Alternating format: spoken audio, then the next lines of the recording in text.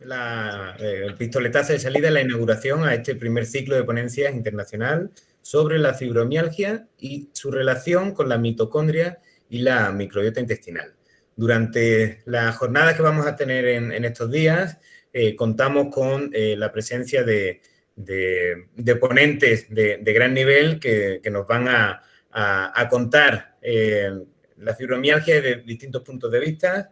En el día de hoy nos acompaña la doctora Ana María Moreno, ahora la presentaré con un poco más de detalle, pero después tenemos en los días siguientes otras ponencias que hablaremos de mitocondria y hablaremos también de microbiota de la mano del doctor Marcos Carvajal y del doctor Jorge Ramírez.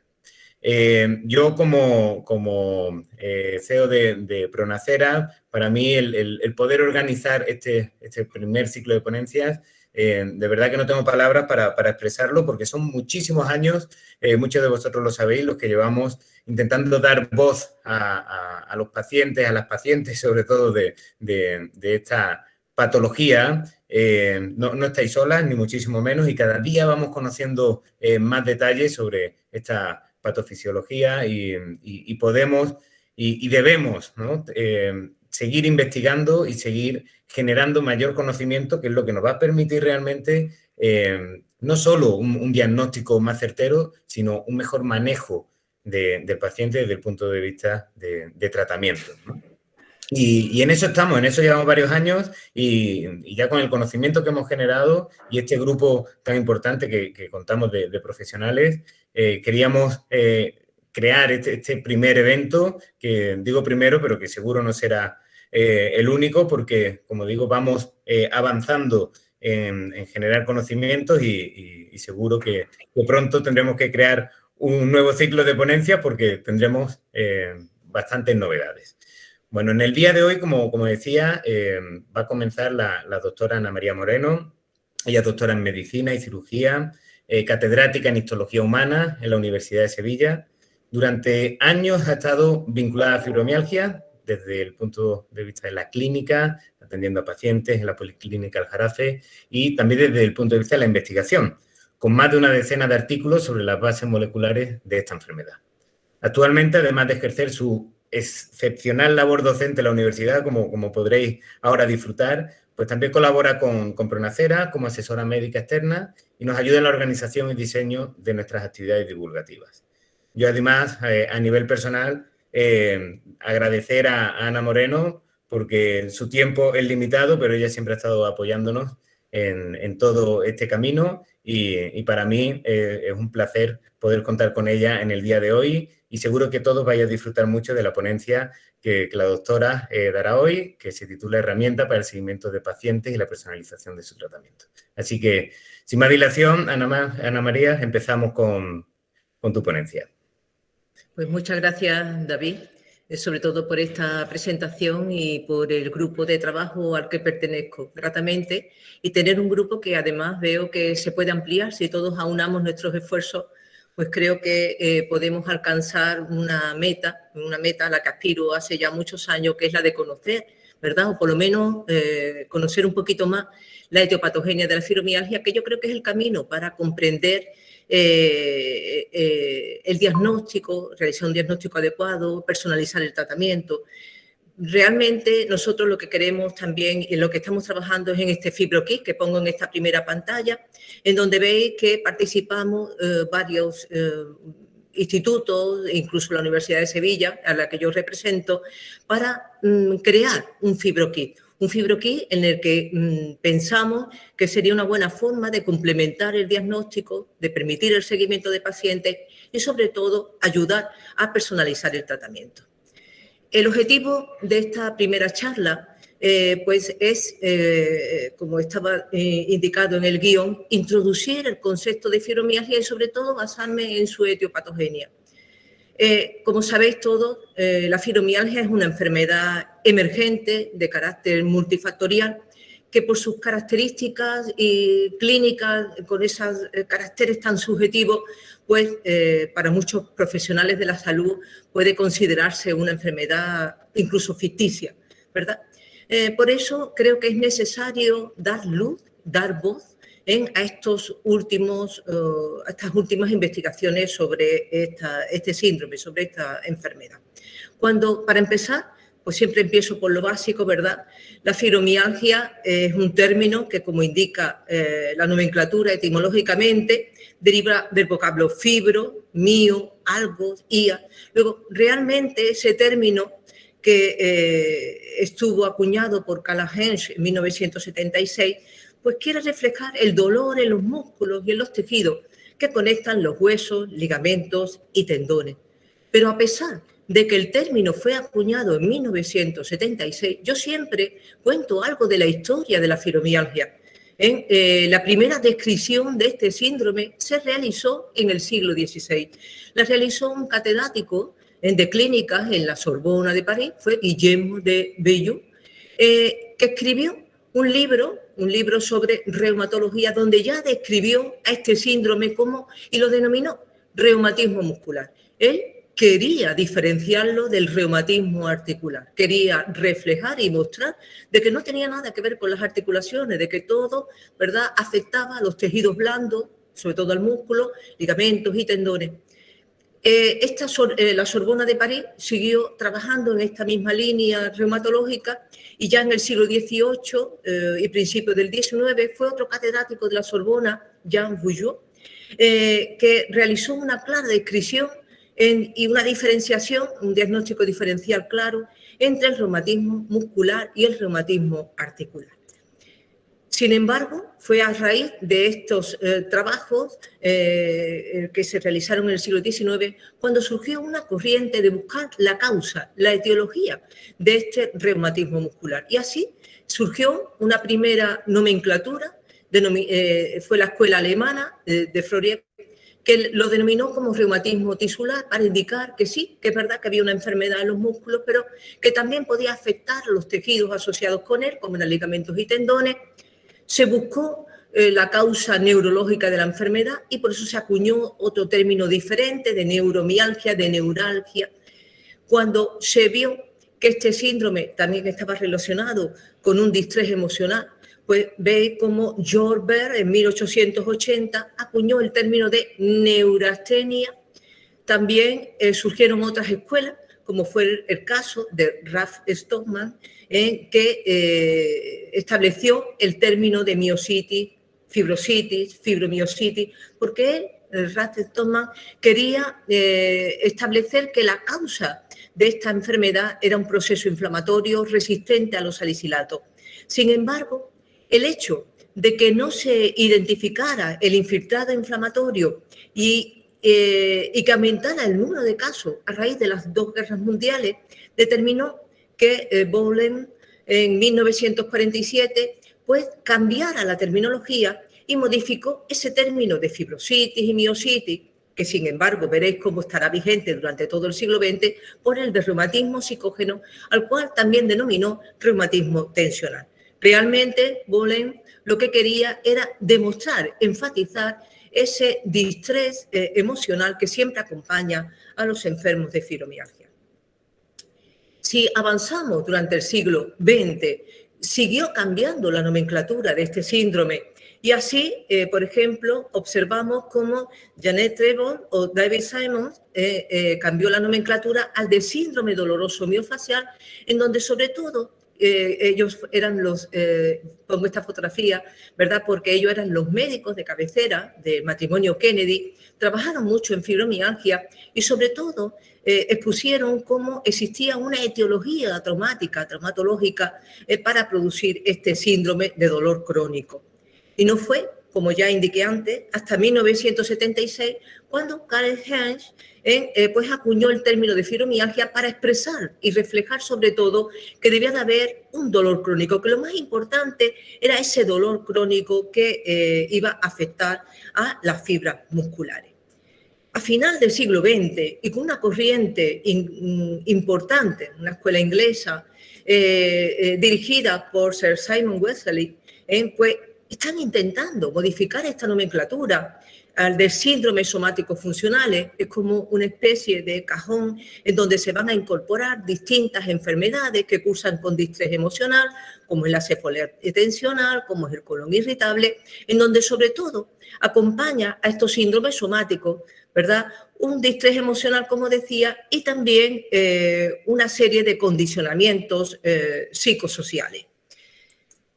Y a pesar de que ha cambiado la nomenclatura y que hay distintas corrientes que buscan distintos factores etiológicos, me tengo que parar en dos grandes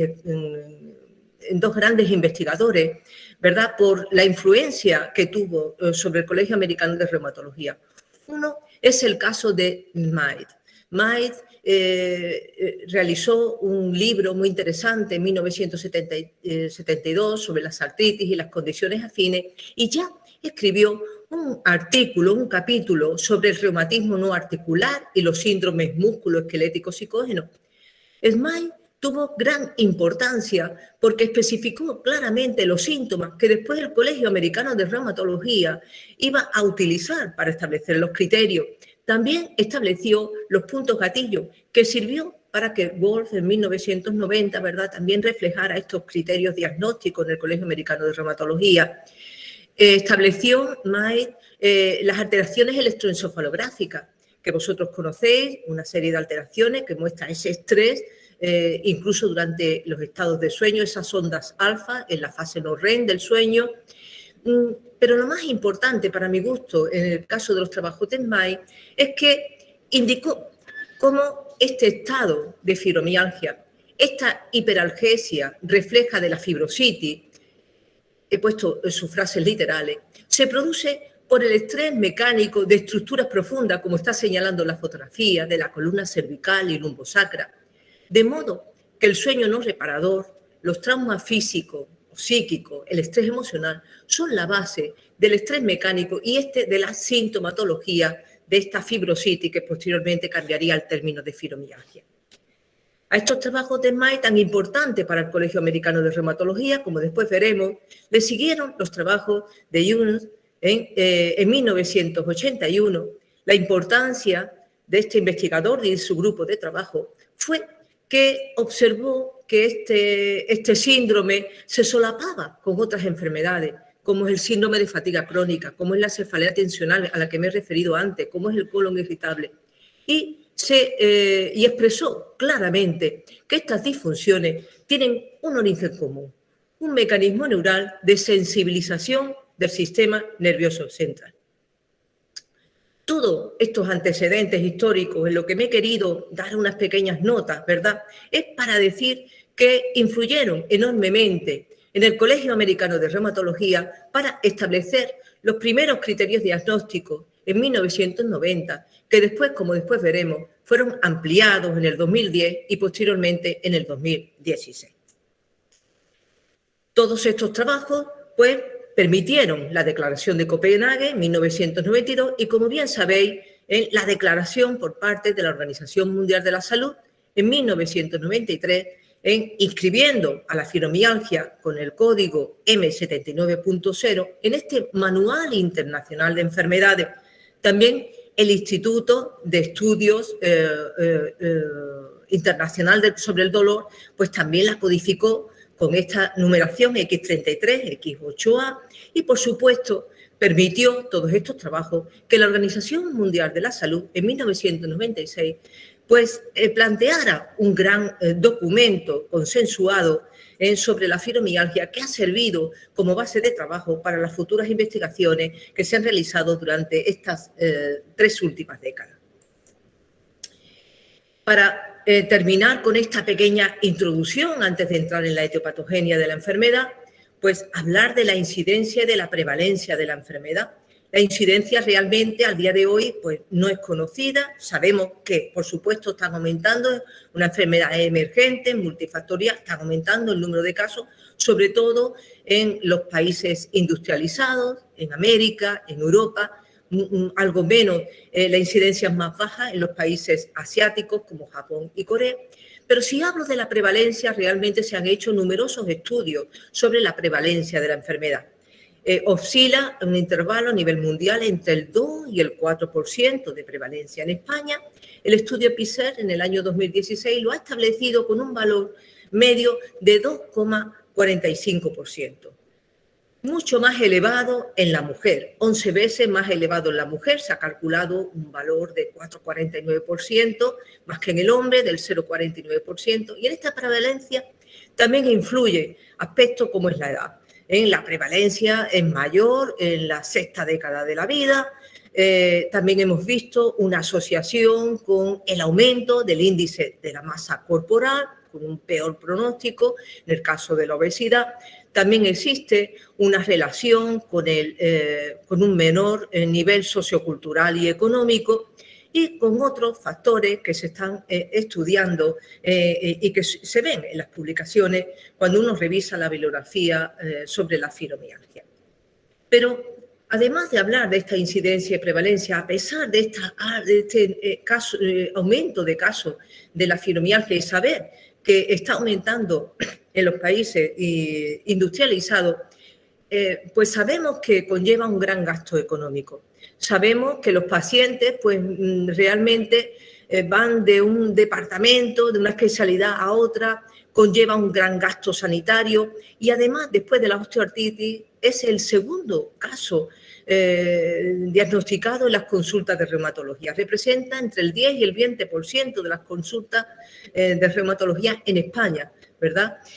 Pero a pesar de todo lo que estoy planteando, que por eso os quiero plantear esta tesitura, pues, sin embargo, cuando yo como profesor voy a los grandes tratados para formar a mis alumnos, me encuentro que los grandes tratados de medicina interna, pues, solamente tiene pequeñas frases para describir lo que es la fibromialgia. ¿Qué pasa? Que no es una verdadera enfermedad, que aún a pesar de estos antecedentes históricos de la declaración de la OMS, es una enfermedad ficticia. ¿Por qué es una enfermedad que pueden considerar incluso muchos colegas nuestros como ficticia? Yo creo que es por la dificultad para diagnosticarla. La dificultad para diagnosticarla, la dificultad para tratarla y porque sabemos que cada paciente es un mundo. Pero realmente es una verdadera enfermedad. Es una verdadera enfermedad con una clínica clara, con una clínica que sobre todo debemos de fijarnos, ¿verdad? De ahí el nombre de fibromialgia, algia, dolor, pues refleja en un 100% de los casos un dolor crónico, generalizado, incapacitante. Me he permitido, aunque estoy segura que todos vosotros lo habéis escuchado en vuestros pacientes, la mayoría de estos enfermos refieren que siempre sienten algo de dolor y le dan unos matices muy particulares, en quemante, dolor pulsátil, penetrante, hormigueante, abrasador. He recogido ciertos términos de lo que me indican los pacientes. Y en la clínica, en la consulta, observo que realmente estos pacientes que cursan siempre con dolor crónico, pues presentan un aspecto saludable y una exploración física sin anormalidades. Esta clínica, con dolor crónico generalizado, de más de 3 meses de evolución, como siempre hemos indicado cuando hemos realizado el diagnóstico, pues generalmente suele estar acompañado de astenia. Astenia es cansancio, fatiga. Muchas veces, para muchos pacientes, es más problemática que el dolor. Es una sensación de agotamiento que empeora con el ejercicio. Una astenia que he valorado, depende del tipo de paciente, entre un 55 y un 95% de los casos. Veis que el intervalo es muy variable. Sí es verdad que además de la astenia, que será el segundo síntoma más importante en la fibromialgia, en tercer lugar, observo numerosos trastornos del sueño. Trastornos del sueño, el paciente puede conciliar el sueño sin grandes dificultades, pero tiene un sueño que no es reparador, un sueño muy ligero. Se despiertan frecuentemente durante la noche y sobre todo, lo que me indican los pacientes, se levantan sintiéndose cansados. Y ya, como he indicado, May así lo planteó en el año 77, ya presenta alteraciones en el electroencefalograma, lo que indica un estado de estrés continuo incluso durante las horas de la noche. Además de los trastornos del sueño, observo en los pacientes la presencia de parestesias y unos signos de inflamación subjetiva y una sensibilidad exagerada a estímulos sensoriales, por ejemplo, al frío, o me expresan, ellos me hablan de alergia al aire acondicionado, una serie de sensaciones que yo he tachado de inflamación subjetiva, de reacción subjetiva ante distintos agentes esteroceptivos. Otra característica clínica que observo en el paciente es la rigidez matutina. Una rigidez matutina, otra es el reposo, que veis entre un 76 y un 84%, es decir, que está presente en numerosos casos de pacientes. La cefalea tensional, los síntomas vegetativos, puesto que si sabemos que es una disfunción del sistema nervioso, pues también el componente vegetativo está afectado, extremidades frías, temblor, sudoración, boca seca, hipotensión ortostática y, por supuesto, esa relación con el distrés emocional. Los pacientes suelen manifestar ansiedad, en muchos casos depresión, como bien sabéis, y sobre todo dificultades para concentrarse o realizar tareas mentales sencillas. Este problema para realizar tareas mentales sencillas, pues lo he valorado entre un 30 y un 70% de los pacientes. Se puede asociar, ya para finalizar esta descripción clínica, con otros síntomas como es el colon irritable, el intestino irritable, síntomas genitourinarios, sobre todo asociados con alteraciones vegetativas de los mismos, intolerancia a fármacos, que es muy importante de reconocer a la hora de plantear el tratamiento, y por supuesto una disfunción temporomaxilar, esos síntomas de bruxismo tan característicos en muchos pacientes. Hecha esta introducción, ¿verdad?, clínica, pues puedo ya pasar al diagnóstico. ¿Cómo diagnosticar a estos pacientes? Un diagnóstico que, por supuesto, ha sido expuesto por el Colegio Americano de Reumatología, como ya he indicado, y que ha evolucionado los criterios para realizar este diagnóstico adecuadamente. Un diagnóstico que en las distintas sesiones, tanto en el 90, 2010, 2016, siempre se ha basado en la exploración, en la análisis exhaustiva, es decir, en esa historia clínica y en el examen físico. Pero que creo que hay que incorporarle otros factores a los cuales me voy a referir a posteriori, como es la analítica, una analítica rutinaria, unas pruebas complementarias y una analítica específica que ponga en evidencia marcadores etiopatogénicos, que es a lo que nosotros hemos llamado FibroKit. Como os decía, la historia del diagnóstico de la fibromialgia también ha cambiado en estas 2 últimas décadas. Los primeros criterios para el diagnóstico pues fueron publicados por Wolf en 1990 y se basaron en una historia de dolor crónico bilateral de más de 3 meses de evolución y en la presencia de los denominados puntos gatillo. Normalmente, para poder diagnosticar esos puntos gatillo, todos lo sabéis, pues teníamos que presionar esos 9 puntos bilaterales, en conjunto 18 puntos dolorosos, que a la presión, una presión de aproximadamente unos 4 kilos por centímetro cuadrado, pues ponían en evidencia, ¿verdad?, estos puntos dolorosos que al día de hoy pues ya no están vigentes, ya no debemos de utilizar para el diagnóstico de la fibromialgia. Estos criterios diagnósticos establecidos en el año 1990 fueron modificados en el año 2010 también por Wolf y acuñados por el Colegio Americano de Reumatología. ¿Por qué? Pues se habló de una serie de índices o escalas. En primer lugar, se estableció este índice llamado WPI, un índice de valoración del dolor general, que realmente lo que vamos a valorar es la presencia de una serie de zonas, no puntos gatillos, sino zonas dolorosas que estoy mostrando aquí en el esquema a color.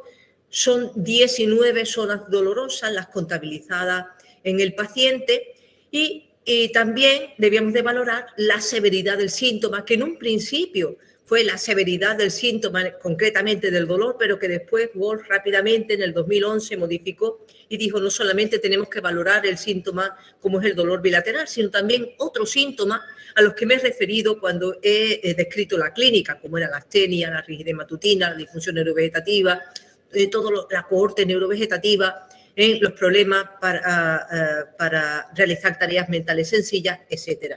Es decir, que, como os decía, se van a valorar una serie de escalas, repito, uno es este WPI, el índice de dolor general, medir el número de zonas dolorosas del paciente, valoradas por el propio médico, y también la severidad de los síntomas.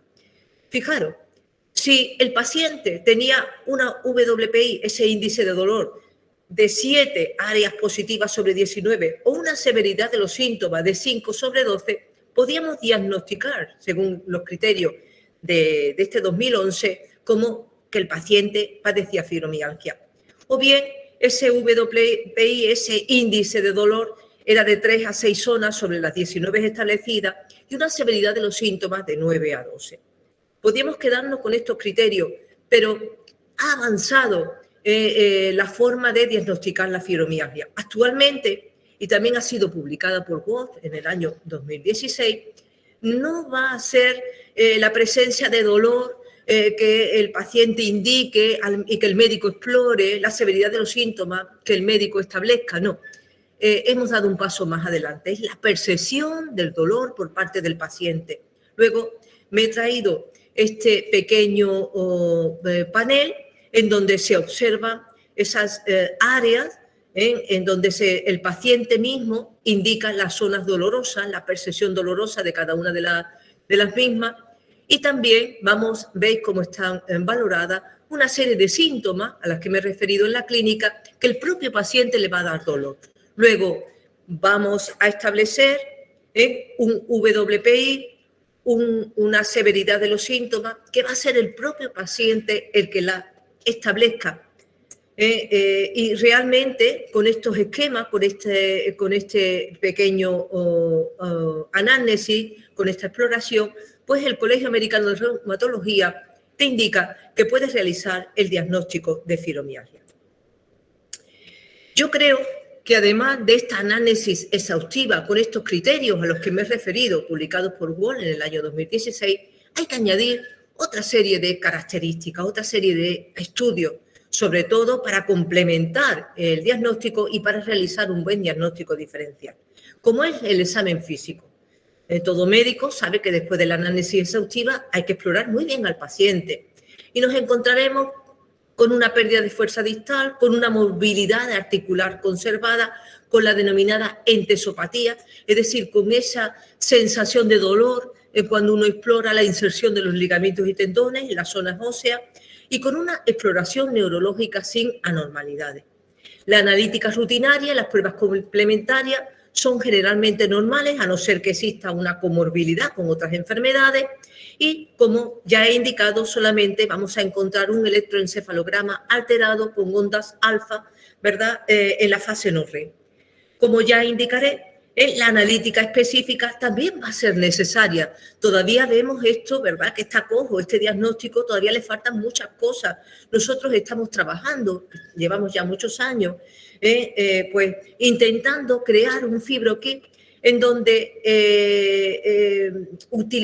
empleemos distintos agentes, ¿verdad?, que demuestren la patogenia de la enfermedad. La patogenia de la enfermedad se basa en una serie de bastiones que no tienen por qué estar presentes en todos los pacientes, y nosotros queremos reflejar, mostrar estos bastiones etiológicos y ayudar así al diagnóstico de la fibromialgia. Por eso no tengo más remedio que pararme en la etiopatogenia de la fibromialgia, que es a lo que me dedico en mi línea de investigación. Para terminar el diagnóstico, un buen médico, ¿verdad?, pues debe de realizar un diagnóstico diferencial. Un diagnóstico diferencial, como bien sabéis, con otras enfermedades reumatológicas, que aquí indico, enfermedades musculares, enfermedades endocrino-metabólicas, enfermedades infecciosas, neurológicas, psiquiátricas y neoplásicas. Es decir, hay que hacer un buen estudio clínico, un buen estudio complementario para poder diagnosticar claramente al paciente. Requiere su tiempo, como es lógico. Y ya para poder complementar ese diagnóstico, para poder hablar de cómo realizar ese diagnóstico patogénico a lo que nosotros estamos aspirando, ¿verdad?, a poner en marcha, pues voy a plantear las últimas publicaciones referentes a la etiopatogenia de la enfermedad. Realmente son muchos artículos en los que gratamente ya están hablando sobre la etiopatogenia de la enfermedad. Y ya se sabe que la fibromialgia es un síndrome que conlleva un cuadro de hiperalgesia generalizada causada por una disfunción interpretativa del sistema nervioso central que percibe de forma anormal las señales de dolor periféricas. Aquí dispongo, ¿verdad?, un corte transversal de un cluber barrera, de una médula espinal, donde se ve la sustancia gris con esa forma de alas de mariposa. Todos sabemos que todas las informaciones esteroceptivas, propioceptivas de nuestro cuerpo entran a esta médula espinal, entran al tronco encefálico, hacia una serie de cuerpos neuronales que son las que van a transmitir por esas vías aferentes hacia el encéfalo las informaciones esteroceptivas. Luego hay una reacción de hiperalgesia generalizada, no solamente hiperalgesia, sino, como también sabemos, alodinia. Y este proceso de hiperalgesia generalizada, que es realmente en lo que consiste la fibromialgia, no solamente está producido por una alteración en la médula espinal. También Jarnitsky y su grupo de colaboradores en el año 2010 demostró por esta técnica de neuroimagen cerebral que estaban afectadas grupos del sistema nervioso central superiores que pertenecían al encéfalo. Y he visto que artículos publicados ya recientemente han hecho una resonancia magnética y han demostrado que ciertas zonas, como es el tálamo, como es la corteza somatosensorial, la ínsula o la corteza cingulada anterior, pues presenta una respuesta, una amplificación de la señal nociceptiva ante estímulos externos. Es decir, que se está viendo que va a ser todo el sistema nervioso central, no solamente el medular, sino los centros superiores, incluso los corticales, los que muestran esta hiperalgesia generalizada. Pero debemos de seguir preguntándonos, ¿y por qué esta hiperalgesia? ¿Por qué esta hipersensibilidad nociceptiva? Y también diría ante otros estímulos, como hemos visto cuando hemos hablado de la clínica. Pues es consecuencia de un proceso neuroinflamatorio del sistema nervioso central. Bradley y su grupo de colaboradores en el 2009 pues publicó un interesante artículo en donde mostró cómo en la sinapsis de las terminaciones nerviosas aferentes, que son las que transmiten, ¿verdad?, ese estímulo externo de los receptores externos hacia las fibras de la médula espinal o del tronco encefálico, ¿verdad?, pues observó que en esa sinapsis se producía un aumento de citoquinas proinflamatorias del tipo del ROS, del tipo del óxido nítrico, de la prostaglandina E2, del factor de necrosis tumoral, de ciertas interleuquinas, en conjunto de citoquinas proinflamatorias, así como también demostró la disminución de citoquinas antiinflamatorias. Me preguntaréis, ¿y por qué se produce este aumento de citoquinas proinflamatorias?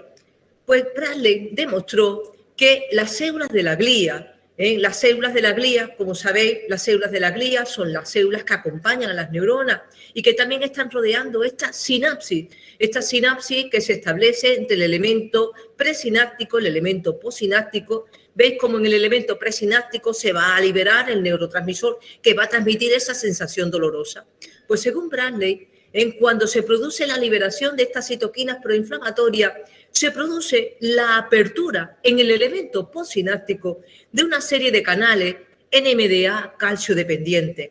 Se abren estos canales que en condiciones normales están cerrados. Veis como aquí se libera el neurotransmisor que va a producir el estímulo ante las vías espinotalámicas, que son las que transmiten la sensación del dolor a los centros superiores. Pues bien, os decía que cuando se produce la liberación de estas citoquinas proinflamatorias, disminuye las antiinflamatorias, se abren los canales NMDA calcio dependientes y ello conlleva la liberación del óxido nítrico que va a actuar de nuevo sobre el elemento presináptico para liberar una serie de neurotransmisores que son pronociceptivos, como por ejemplo es la sustancia P. O también podríamos hablar de glutamato y otra serie de neurotransmisores que allí son liberados. De esta forma, ante un estímulo que podíamos considerar mínimo, que el paciente podía soportar, aquí no, aquí se produce una hiperalgesia por un aumento de estos neurotransmisores, por un círculo vicioso que se establece en esta sinapsis que explicó Bradley en un principio en las astas posteriores de la médula espinal. Y podríamos preguntarnos si este es el proceso patogénico, un estado de hiperalgesia provocado por una neuroinflamación.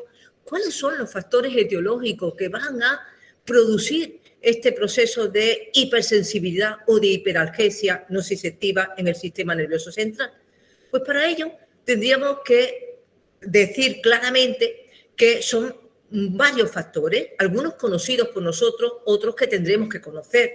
Luego, es claro que la fibromialgia es una enfermedad multifactorial, en donde intervienen factores desencadenantes y donde intervienen también factores etiológicos. Luego, enfermedad multifactorial, ya no debemos de decir esto de desconocido, sino ya vamos conociendo algunos factores etiológicos, genéticos, neuroendocrinos, inmunológicos, factores relacionados con la microbiota, a lo cual se referirá mis compañeros, por supuesto, o un aumento del estrés oxidativo, como también se referirá el doctor Carvajal. Es decir, hay distintos factores, y he puesto un etcétera porque estoy segura que a lo largo de estos años descubriremos otros factores etiológicos, al fin y al cabo todos concatenados unos con otros. Es como una especie de escalera en donde cada escalón está concatenado unos con otros para crear ese síndrome de neuroinflamación y secundariamente de hiperalgesia central.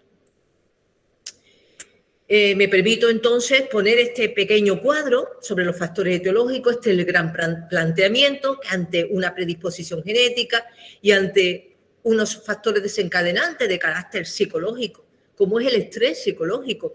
Todos sabemos que nuestros pacientes nos llegan y normalmente ha habido un acontecimiento familiar, la muerte de un familiar, un parto o bien un agente físico. Yo sobre todo observo una gran relación como factores desencadenantes a las infecciones.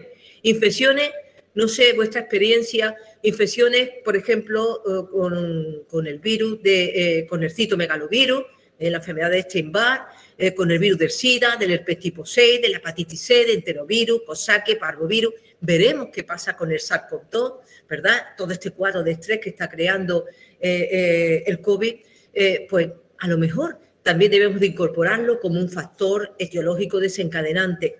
Y los traumas físicos. Y todos estos factores desencadenantes van a generar ese estado de hiperalgesia al que me refería, van a generar ese cuadro de neuroinflamación, al fin y al cabo, en una patogenia que es este síndrome que hemos llamado fibromialgia. Voy a desarrollar estos factores etiológicos, voy a intentar concatenar unos con otros. Predisposición genética, ¿verdad? Pues hemos visto publicaciones desde final del siglo XX, desde el año 1999, y casi todos han demostrado distintos polimorfismos relacionados con genes pues que están relacionados, valga la redundancia, con el transportador de la serotonina, con neurotransmisores como es la serotonina, como es la dopamina, o bien con la enzima, la catecol-ortometiltransferasa, que es responsable, como sabéis, de esa metilación, de esa recaptación de las aminas biógenas en esas sinapsis de carácter nociceptivo. Pero además de la descripción de los polimorfismos, se ha dado un paso más adelante. Se ha visto que muchos de estos polimorfismos están relacionados con que un paciente tenga un síntoma más que otro. Me explico. Distintos polimorfismos están relacionados con el dolor crónico y con la astenia, como este que altera el gen de la catecol-ortometiltransferasa y alteraciones del sueño. Pero, por ejemplo, este gen SLCC6A4, está muy relacionado con esta disfunción de la articulación temporomaxilar, el bruxismo, con el dolor crónico, que va a codificar el transportador de serotonina.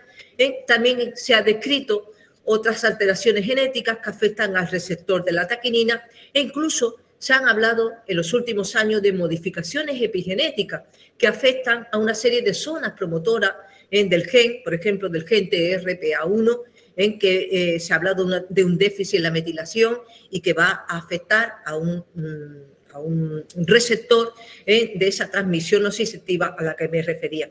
En líneas generales van a ser una serie de alteraciones genéticas que van a intervenir en la modulación del dolor, que es uno de los síntomas fundamentales de la fibromialgia.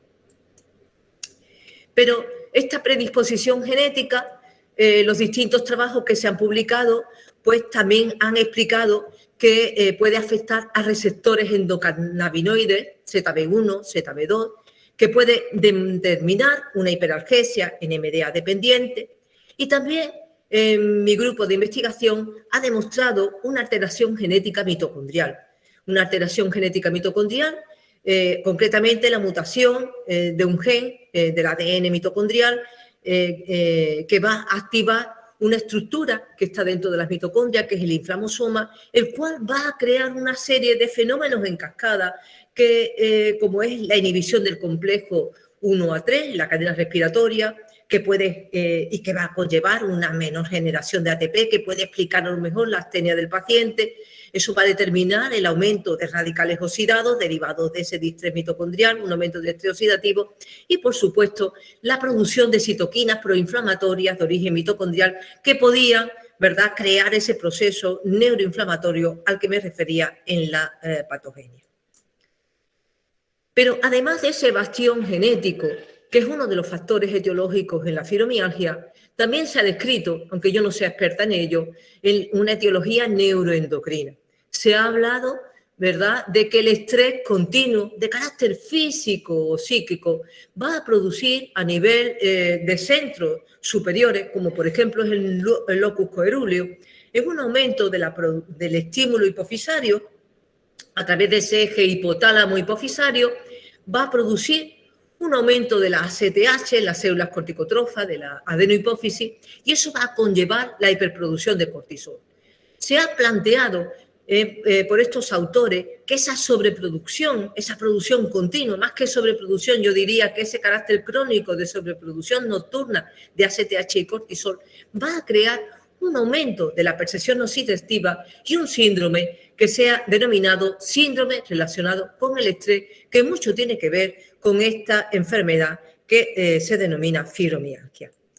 En esa etiología neuroendocrina también se han publicado por distintos autores una hipoproducción de la hormona tireotropa que va a conllevar la disminución en la síntesis de T3, de la triiodotironina, y eso va a determinar la alteración de la fase, o a explicar la alteración de la fase profunda del sueño. La disminución, se especula que eso conlleva la disminución en la producción de hormona de crecimiento y de ese factor insulin-like, y que va a disminuir la reparación muscular. Los tejidos musculares no son reparados como en los pacientes, como en las personas que no padecen fibromialgia, y explicaría, me encontré con este cuadro patológico de fibras musculares apolilladas. Me he encontrado con esta imagen de fibras musculares estriadas esqueléticas con sus núcleos periféricos, en donde se observa un sarcoplasma con zonas vacías, con zonas oscuras, a los que le llamamos imágenes o fibras musculares apolilladas, que según los autores a los que me he referido anteriormente, sería fruto de esa hipoproducción de hormona de crecimiento. Sin embargo, el tercer bastión que considero más interesante y que explique la etiopatogenia de la enfermedad es la disfunción nociceptiva. Como antes expliqué, cuando se transmite el dolor por las fibras aferentes, estas entran por las raíces posteriores de la médula espinal para sinaptar con las neuronas funiculares de estas astas posteriores que envían esa información, ese estímulo, esa información dolorosa a través del tracto espinotalámico hacia las cortezas superiores. Allí se tiene que transmitir, transmitir esa información. Pues bien, esa autopista nociceptiva a la que me refiero está modulada por una serie de agentes, una serie de fibras inhibitorias descendentes, en donde se libera un neurotransmisor como es la noradrenalina, la serotonina, que, qué casualidad, hemos visto que en el paciente con fibromialgia existen numerosos polimorfismos de genes que están alterados y que van a sintetizar bien el receptor, bien la proteína que va a transportar estos neurotransmisores. Luego, observamos que ya en la predisposición genética están afectando a los neurotransmisores que intervienen como agentes antinociceptivos y que están modulando esta información, estas vías centrales. Pues bien, se ha publicado que en la fibromialgia existe una disminución de estos neurotransmisores antinociceptivos que modulan inhibiendo la señal de dolor, pero que también existe un aumento de la sustancia P, del factor de crecimiento o del glutamato. Nosotros hemos publicado ya hace varios años que valorar los niveles de serotonina en suero, pues se podía correlacionar con la gravedad de los síntomas. Publicamos un artículo ya hace varios años en donde se observaba cómo la medición de la serotonina en suero te permitía, pues, o tenía un carácter pronóstico, te permitía valorar el seguimiento de los pacientes, sobre todo valorar si la terapéutica que le habíamos aplicado al paciente era beneficiosa para el mismo. Es decir, que la medición de la serotonina podíamos incorporarlo a este kit al que nos estamos refiriendo desde el principio de esta pequeña charla. Además de la medición de estos neurotransmisores, en la disfunción nociceptiva también interviene la sobreestimulación de los receptores NMDA calciodependiente, que va a conllevar la alteración de la percepción dolorosa, de la conexión y el estado del ánimo, al que ya me he referido anteriormente, pero hay algo nuevo que debo de explicar. En esta disfunción nociceptiva se ha observado que en la fibromialgia existe una disminución del número y de la función de los receptores Mu para opiáceo. Tal vez esto nos pueda explicar por qué hay esa resistencia al tratamiento opiáceo en los pacientes con fibromialgia. He observado y he leído en una serie de artículos en este último año cómo se están estudiando los receptores Mu en los linfocitos de pacientes con fibromialgia. Y tal vez eso explique por qué está alterado estos receptores Mu, por qué haya también una implicación del sistema inmunitario en los pacientes con fibromialgia. Además de la disminución del número y la funcionalidad de receptores Mu, también se ha publicado una deficiencia de los mediadores cannabinoides endógenos en los receptores ZB1 y ZB2. Y eso puede explicar la disminución de la modulación antinociceptiva y la neuroinflamación y el dolor crónico, que al fin y al cabo es el cuadro patogénico central de la enfermedad. Además de esta disfunción nociceptiva, de esta predisposición genética, de estos factores etiológicos bien concatenados, bien presentes o no en el paciente, también hay que hablar de otro bastión etiológico muy importante al cual se va a referir el doctor Antolín Jiménez. Pues hablaremos de la disbiosis intestinal, y de la translocación bacteriana. Hemos observado cómo hay una gran relación de numerosos pacientes de fibromialgia con la alteración de la microbiota, la llamada disbiosis intestinal. Aquí os he traído una imagen histológica de una mucosa intestinal y observamos cómo esta mucosa intestinal está revestida por un epitelio. Pues bien, se está estimando que en muchos pacientes con fibromialgia existe una alteración de la flora, una disbiosis. Y cuando se altera la microbiota, la flora bacteriana, muchos de estos agentes patógenos pueden atravesar la barrera epitelial, pasar a la lámina propia, incluso a la submucosa, y allí ¿qué nos vamos a encontrar? Allí nos vamos a encontrar un tejido inmunitario, un gran tejido inmunitario que además va a estar conectado con el sistema nervioso central a través de esa conexión intestino-cerebro, a través de ese gran par craneal como es el nervio neumogástrico. Y claro, esa translocación bacteriana, la presencia de esos agentes bacterianos en la lámina propia o en la submucosa va a conllevar un trastorno inmunológico con la producción de anticuerpos, se ha visto contra los receptores de serotonina, y la liberación de una serie de agentes tóxicas, citoquinas proinflamatorias como son los lipoperóxidos, que al fin y al cabo son los que van a producir esa hipersensibilidad nociceptiva central. Luego, medir la disbiosis intestinal también es muy importante en la fibromialgia. En este kit al que me estoy refiriendo, será necesario también valorar esa microbiota intestinal, saber si ese paciente tiene alterada esa microbiota. He realizado una revisión bibliográfica y se ha observado cómo en la fibromialgia puede haber aumentado una serie de agentes propios de la flora saprófita, que consecuentemente cada uno de ellos puede producir, fijaros en este caso, como el ruminococcus puede disminuir la serotonina, que hemos visto que es una serie de procesos patogénicos más importantes, la fibromialgia, pero realmente se han publicado numerosas alteraciones de muchos agentes bacterianos que van a estar aumentando la fibromialgia e incluso agentes que también están disminuidos, en que la flora saprofita nos está defendiendo y que realizan una serie de fenómenos necesarios para nuestro funcionamiento, ¿de acuerdo? Y que en el paciente fibromiálgico pues no se produce. Luego, el estudio de la microbiota, al cual se referirá mi compañero, el doctor en biología molecular, el doctor Jiménez, pues explicará en el día de mañana. Y lo explicará seguro mucho mejor que yo. Esta disbiosis intestinal, esta alteración de la microbiota, pues va a crear una alteración inmunológica, como estaba explicando anteriormente. Una alteración inmunológica que también nos podían producir ciertas alteraciones genéticas, ¿de acuerdo? Claro, estas alteraciones inmunológicas en la presencia, por ejemplo, de anticuerpos contra receptores, contra la 5-hidroxitriptamina, un mecanismo autoinmune. Puede ser el aumento de citoquinas proinflamatorias, las que me he referido antes, que van a producir por esa conexión intestino-cerebro, esa hiperalgesia en el sistema nervioso central, una activación de la vía TOL a través de los lisacáridos bacterianos y una sobreactivación de la vía INOS-COS-2, que es una de las vías proinflamatorias propias de este proceso etiopatogénico al que llamamos fibromialgia.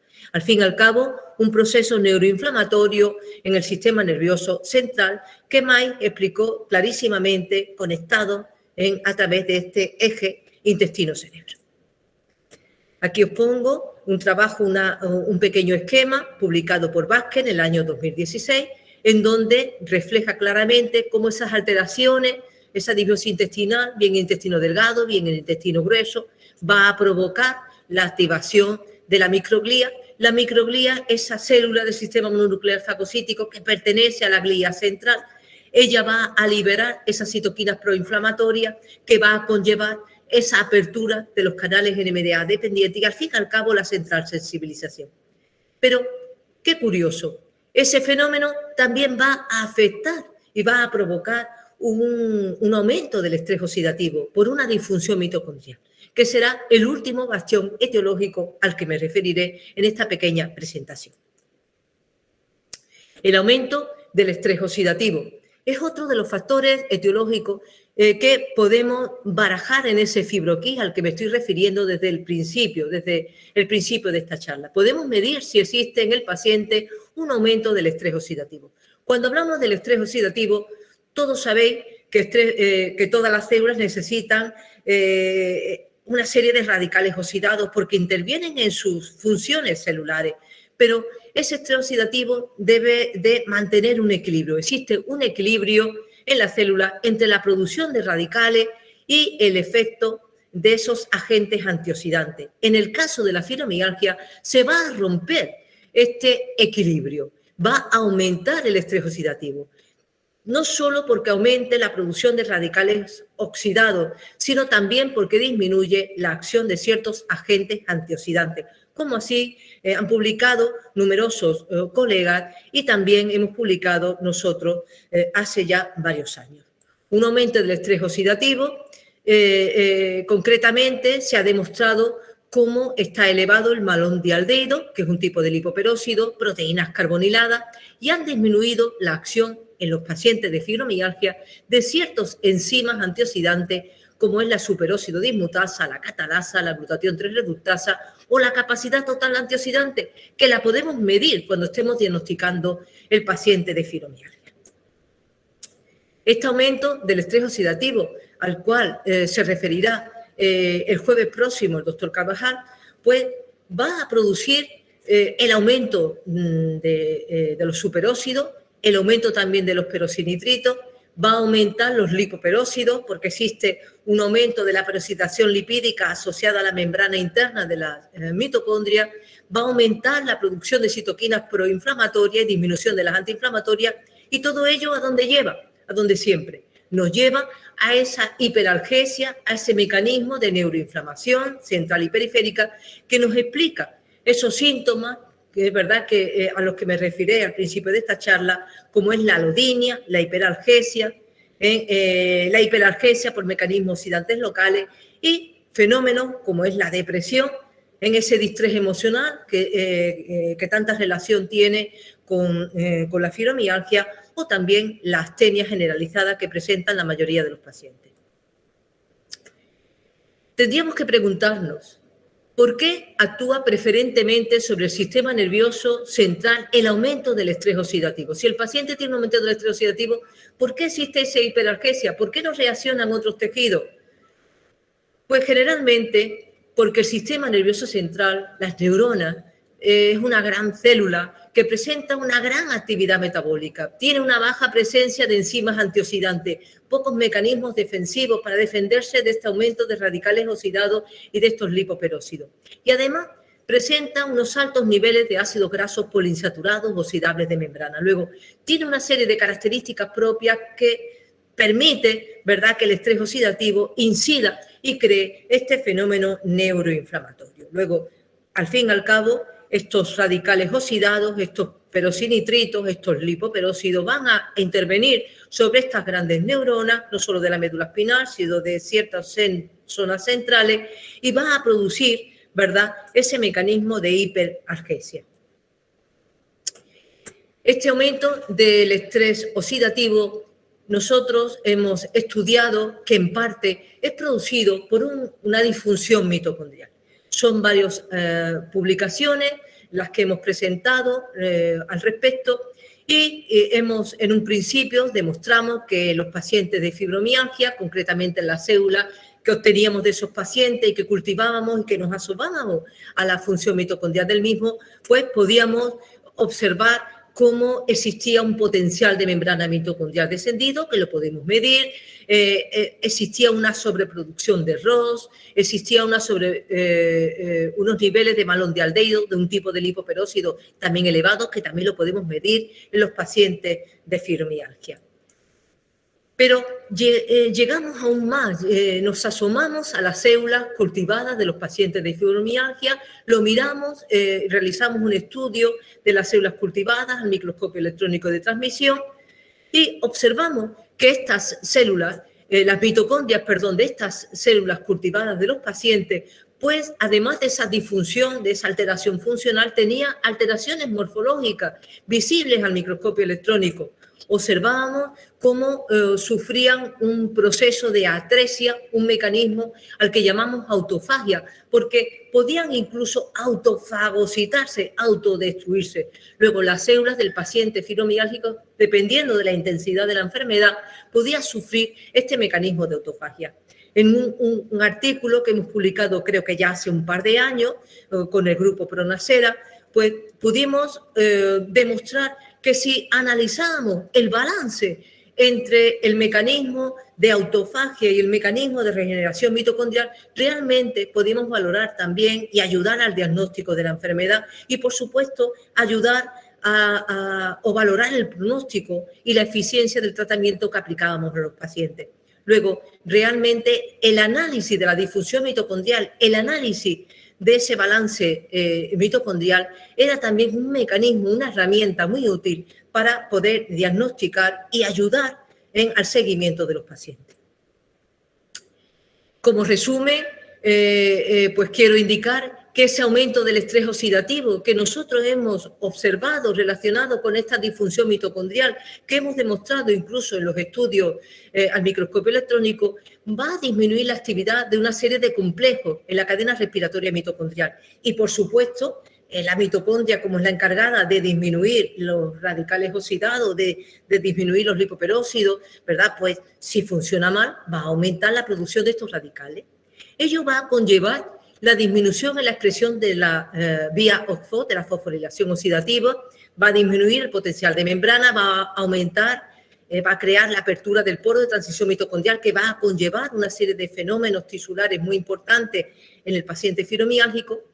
Y, como decía, va a producir la autofagia mitocondrial y la disminución de ese fenómeno de reparación celular, la disminución del crecimiento celular. Hay un desbalance en esa función mitocondrial que podemos valorar y que nos va a ayudar, como decía, al diagnóstico y al seguimiento de los pacientes.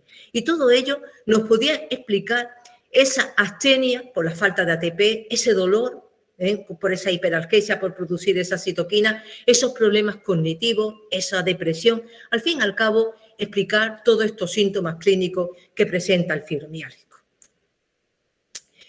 Me he permitido colocar al final de ello, si hemos hablado de ese bastión genético, de ese bastión endocrinológico, neurológico, de disfunción nociceptiva, de disbiosis intestinal y de aumento del estrés oxidativo por disfunción mitocondrial, podemos medir todos estos bastiones etiológicos.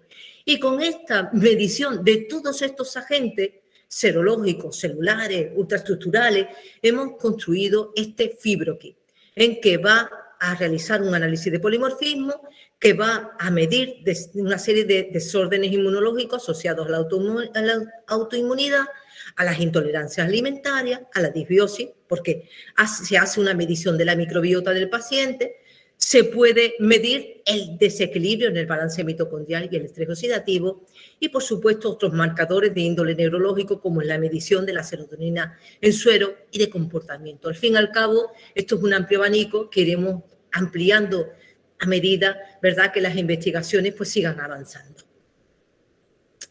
Y, por supuesto, creo que he corrido un poco.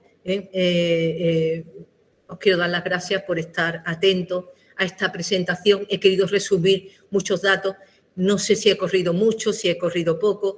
Bueno, al fin y al cabo, daros las gracias por vuestra atención y plantearos si tenéis alguna pregunta.